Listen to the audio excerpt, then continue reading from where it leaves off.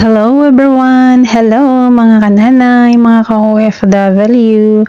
Pasensya na kayo, nag-records ako ngayon kasi sa lugar na yan or parts na yan ay meron pong music at ako'y natatakot na makopyright guys kahit meron akong copyright check. Pero syempre mas maganda na yung yung mag-ingat tayo. So, ayan guys, nandyan ako sa araw na yan ng Friday kasi tuwing Friday po is day off ko. At ayan, as usual, nasa Pearl po kasi kami and gilid po lahat ng dagat yan. Sa panahon ngayon is ang klima ay napakaganda na kaya sinusulit ko nang pumupunta-punta dyan kasi pag summer na po guys, hindi na malamig at sobrang init kaya lagi tayong sa mall or sa mga restaurant or sa loob ng mga building kung saan merong AC kasi napakainit po ng Middle East guys. Ayan ang auntie nyo, okray ng okray sa kanyang buhok kasi kulang na yan po sa plancha or reband. Hindi pa siya ma-reband kasi ilang buwan pa bago siya. Ewan ko kung uuwi na or magbabakasyon lang, ganun. So, ayan guys. Hindi ko na matandaan kung ano yung sinasabi ko dyan. Pero, ayan po pala guys. Pinapakita ko yung gate papunta doon sa dagat kasi meron pala siyang doorbell. Except on that, meron siyang susi. So, hindi ka basta-basta nakakapasok dyan guys. Pero sa pag nasa Pilipinas ka guys, inaakyat lang yan.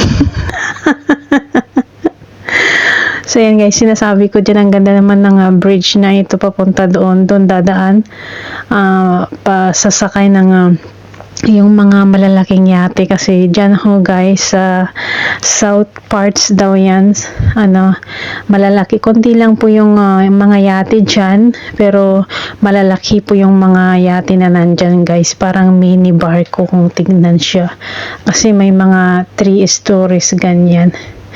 So, ayan, nagpunta ako ng restaurant dyan sa The Pearl or dito sa The Pearl sa Porto and tawang-tawa ako sa mga title ng restaurant dyan kasi kung sa atin pa yung ibig sabihin ng mga pangalan ng restaurant dyan o kainan is medyo Malaysia guys.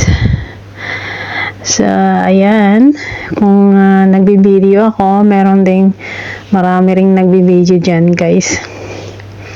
Ayan, lakad tayo ng lakad at ipasyal ko kayo kung saan yung mga fresh na parts at napakaganda ng liwanag ng init, kung saan nandyan yung mga yate, ganyan, iba't ibang klase ng yate, may mga tayuhan dyan na nakatambay lang kasi napakaganda ng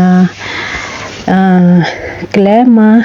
So ayan, pati paligid mo ay napakaganda, so very organic talaga guys, napaka fresh and you feel safe. So ayan guys, may nakita akong malaking yate na deep na iba na naman, hindi katulad sa mga lagi kong nakikita dun sa tower namin sa pier. So ayan guys, ang cute lang, sarap lang balik-balikan at panoorin yung mga ganito kagandang paligid kasi napaka organic guys, wala kang malalanghap dyan na very bad smell o nakakasira ng health. So ganyan, habang tayo tumatanda, kailangan ingatan natin ang ating health. So ayan guys, sana all may magandang yate. Ayan guys, napakaganda lang and hindi ako nagsasawa na namamasyal dito habang ang klima ay napakaganda naman. Ayan, maganda yung mga nila kasi parang kumbaga parkingan ng mga yates, maganda yung arrangement niya guys. Siguro, hindi ko kasi yung mga siguro may mga yung mga mandaragat talaga guys, alam nila kung paano i-arrange or i-park yung kanilang mga yate para walang nasasagasahan pag may darating or paalis, ganyan. Ewan ko lang. Hinihulaan ko na lang. So, dito na parts guys, ang dami-daming bridge na daanan lang ng mga taong sasakay or pabalik, ganyan. So, ayun, nakakita na naman ako ng malaking yate banda doon. So, ayan, ipinapakita ko yung I love Qatar dito sa may restaurant sa hindi ko na akong alam yun. Ang bilis naman. So, ayan guys, lahat dito sa Pearl, lahat ng madaanan mo is restaurant, kainan lahat guys, and mahal lahat ng mga kinakain dito. Kaya nakikita nyo guys, nagbabaon ako syempre para makatipid ako, at saka kahit naman din gusto kong bumili, hindi ko rin type guys yung mga lasa. Syempre kanya-kanya tayo ng panlasa, at saka mahal ho talaga yung mga pagkain dito sa gilid ng dagat o mga pier guys. The Pearl po kasi, so ayan, napakaganda guys yung mga bulaklak, parang tunay lang siya in person, parang yung mga bulaklak sa Japan ba yun. Ayan, binabalik-balikan ko yung pangalan ng restaurant na yun kasi ang pangalan niya is Poke. Tapos binabasa ko pa yung hindi ko na siya mababasa ngayon, nagre-record ako guys kasi medyo malabo na yung paningin ni auntie nyo, kaya ganyan. So ayan, kayo na lang yung babasa dyan kasi habang ako yung nagre-records, maliit pa lang dito sa may screen ko. So ayan guys, ganyan lang naman ang ginagawa ko tuwing day off ko, yung pupunta sa mga organic na lugar para nakakalanghap ng fresh. Kasi from